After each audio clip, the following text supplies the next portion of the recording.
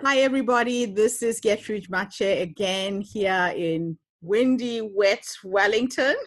We've been having good weather, but it's turned to custard this morning. But it's a real pleasure to introduce a friend of mine and co-author, Sandy Simmons. Sandy, hi. Hi, thanks for having me here. It's so good to see you again. Please formally introduce yourself. Tell everybody where you're based, how old you are, and just share your story today on the Her Story podcast. Okay, so my name is officially Sandra Beryl Simmons, affectionately known as Sandy, and go under the name of, you might find me under Sandy B to differentiate me a little bit. Wow, I'm in Melbourne, Australia, originally from London. I've been here for many years. I'm 63 years old, almost. I've picked that in a couple of weeks. 62 at the moment. Wow, where to start with my story? I'll go through my life fairly briefly to give you a bit of an overview. When I was 12, I was suddenly told that we were going to go and live in Australia, and I had no idea where that was back in the 60s. I'd done a little bit of geography at school, but wanted to know whether I needed to learn another language. Wow. And whilst I speak English, there is another language here, but we fall into it fairly quickly. So, yeah, we came here. It was really difficult, very hard. My father had a heart attack after a couple of months of being here, and my mother ended up in hospital with chest infection, etc. So I took the reins, being the eldest, and my life sort of turned upside down into being a bit of a parent for a while. Wow. I was thrust through school very, very quickly. I was going to grammar school in England, so they put me up a couple of years here. I finished school at 16, and have a very old-fashioned father who didn't want me to go to university because girls don't do that. So I ended up doing the good old, reception sonographer type work. Okay. And in response to that, I left home at 17. Oh, wow. And went back to the UK with my extended family. I miss them dreadfully, as did my mum.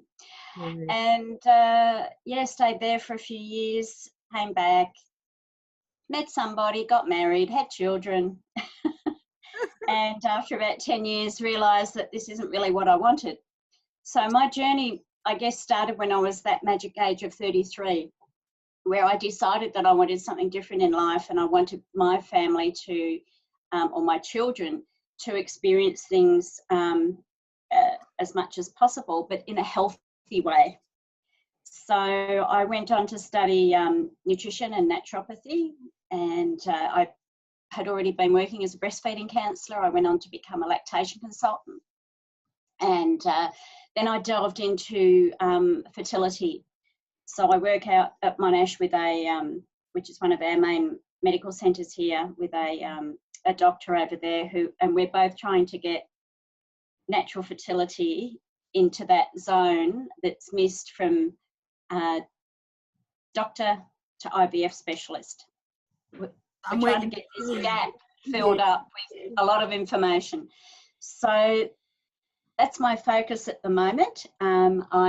I've written one book on preconception. I'm writing the next one on conception at the moment, in between nursing my mum. And many of you might relate to that. Yes. At our age. And just focusing on being in clinic just 2 half days a week, and some online work. I have a few clients overseas, and basically it's really about helping them to see whether they want to have children, because quite often these days people are feeling like they have to. Yes. And it's not really their calling, and sorting all that out. So we do a lot of that work if people resonate with what I do. And then if they do decide to, I obviously attract the cases that are a bit difficult. And, we might end up having to have a bit of assistance, but not necessarily total IVF. And, there's a lovely woman right at the moment about to give birth in Singapore who is 44. and had all sorts of trouble. She did IVF a few times. She had multiple miscarriages. And after working with me for 6 months last year, her and her partner decided to go IUI, which is just the assisted part of IVF, and fell pregnant straight away, and it's all gone beautifully. Explain that terminology to us, because I'm pretty sure that there's going to be women who are going to listen to this call who have a friend, who have a daughter or a granddaughter. What does that mean? Okay, so I guess most of us know what IVF is, where you go the what I call the full hog, and you have your eggs are often taken out maybe a few years before and frozen. Mm-hmm. But when you do want to become pregnant, so then what they'll do is they'll artificially use the semen from your partner and artificially impregnate those eggs and then place them back in your body. But for you to be able to accept that, there's a lot of hormone treatment that goes on. It also depends on what's going on for the woman herself. She might have to take quite a few different drugs to prepare her body. And then there's no guarantee that will actually hold when that egg's replaced back in the body. When we talk about IUI, that's just sort of an assisted type of where you don't really take the drugs very much. There's not many drugs involved, and sometimes it's just a matter of taking one. A very common one is Clomid, some of you may have heard of, and really preparing the body, which is what we do, and it all flows beautifully. So it could be just tweaking those hormones a little bit, especially if someone's a little bit older.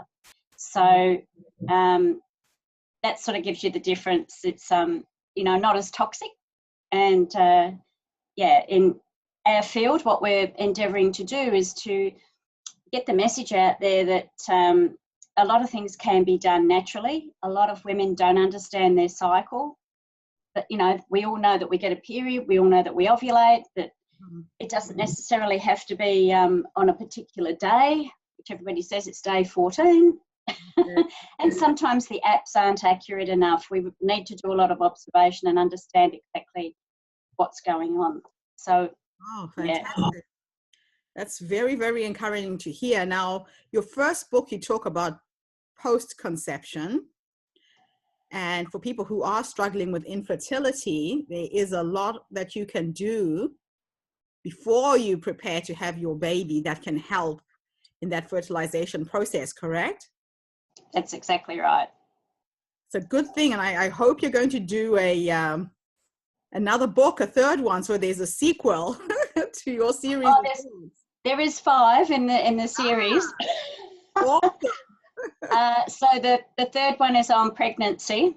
Yes. Yeah. And then there's one on birthing and one on lactation and early foods. Oh, fantastic. So it goes 9 months before, 9 months pregnant. Yes. 9 months after. Oh. It's a really overarching area that we would like to see some sort of continuity of connecting with the same people and having people to guide these new parents through, or parents to be. What called you to work in this area? Was it through a personal challenge of your own? What called me to work in this area? Well, I've worked in lactation for a very long time, over 30 years, and nutrition. And I saw the consequences with being called out to babies that was really suffering. And I feel needlessly, I know that there is a big gap in education about breastfeeding. I'm not a Nazi, I'm not saying everybody has to breastfeed, but we need to understand the consequences of not breastfeeding. Yes. Or not having access to human milk. If, you can't, for some reason, can't breastfeed yourself, there's only like 3% of women in the world really can't breastfeed, and that's usually because of breast augmentation or, having breasts implanted. Yes. They could have cut nerves, all sorts of things. It all depends. or the reverse, you know, reducing your breast size. And sometimes there's just been a malformation. The breasts haven't developed, but it's such a really, really small minority. Yeah. And if we think about all the mammals in the world, and you know, they all nurture their babies, they all feed them themselves, because it's just that continuum from feeding them inside, yeah, and it's that extension outside. Quite critical when the baby is born. Yeah, it really is critical. I mean, how long you keep it going for is also another issue. Yes. But if people could just, and women could realise and work through the issues that they feel they have, if they've got some, before they have the baby. So during pregnancy, there's quite a bit of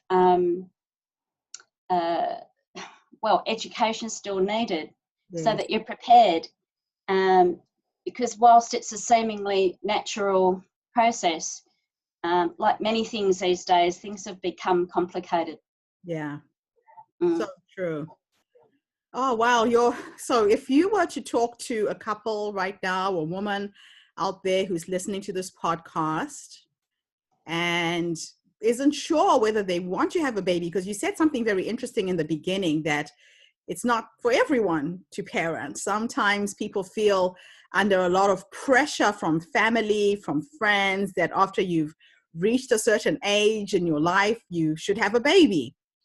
And if that person felt they didn't want to have a baby and they're feeling under pressure, what advice would you give?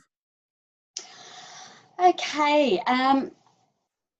Advice is probably not the right word as such, but it's leading you through a process to hopefully with your partner, to decide what, it's not even to decide, because you've probably already made the decision, but to really speak about what it is that you're feeling.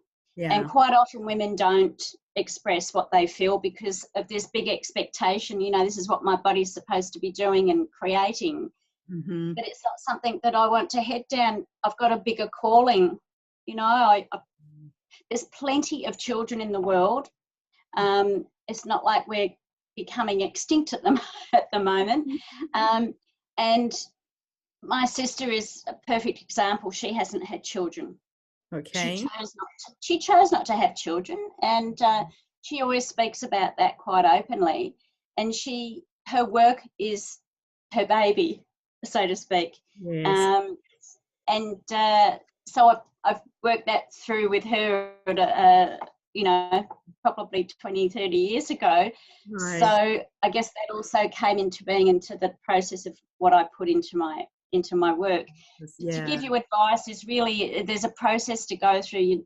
I can be an intermediary, talking with you and the other people in your life to sort of get them to sort of change their mindset, and have a think about, are they actually putting so much stress on this person? Without even realizing it too, a lot of the times. Sorry? And sometimes without even realizing it. Oh, definitely. It's all unconscious, most of it. It's not done deliberately, but once that is pointed out that, you know, that this is what's happening, and it can be the same for somebody who wants to get pregnant and they've got this extra stress around them too. And family and friends, all very well-meaning, sometimes are not your best friends at that particular time. That's so true. Yeah. And, you know, I've had a couple of different couples that have decided the woman is the one who's instigated it and said, I don't want to have children, spoken to the father with me there, or not the father that could have been a father, the partner, and he's just gone, oh, thank goodness for that, because I don't either. Why they chose each other in the first place, but they, you know, they didn't realise. So scared to tell the other. Oh, wow. Yeah, so it's really about having even conversations like we're having now, but and just going through a little processes to see if it is really what you would love to do. And, you know, we've got women who are still having babies in their 40s, if you choose to later. Yes. My motto is never say never. Yeah. It may not be the right time for that person. Yeah. That's You know. fascinating. So how can people get hold of you, Sandy? Well, they can get hold of me by my email, sandy@simplybetterhealth.com.au. I'll share that to the podcast. I've said it too fast. Sandy, SANDY, at Simply Better Health. Yeah, .com.au. Okay. And they can call me on, it'll be +61 402 051 553. I like to talk to people direct. I'll call you back if you leave a message, if I'm just not available at the time or talking to somebody else. I like to work with people one-on-one if they choose to do that work. But I am heading out into the speaking arena again. I just want to get to more people. I've just been asked to speak at the Women's Economic Forum in India next year. Awesome. So I'm putting my feelers out for a few more events to speak at. It's really good that you're getting yourself out there and making yourself accessible. And now with the advent of the internet, you've got clients not just in Australia, but in Singapore. So if anybody out there is listening, Sandy is accessible and available. I will share all the details of her website and her email with the podcast. But Sandy, thank you so much for coming online this morning and sharing with us. This is a pivotal topic for most women. Bearing of children is a pressure that is put on us by society. Some of us love it, some of us don't, and it's okay either way. That's right. Thanks so much, Sandy.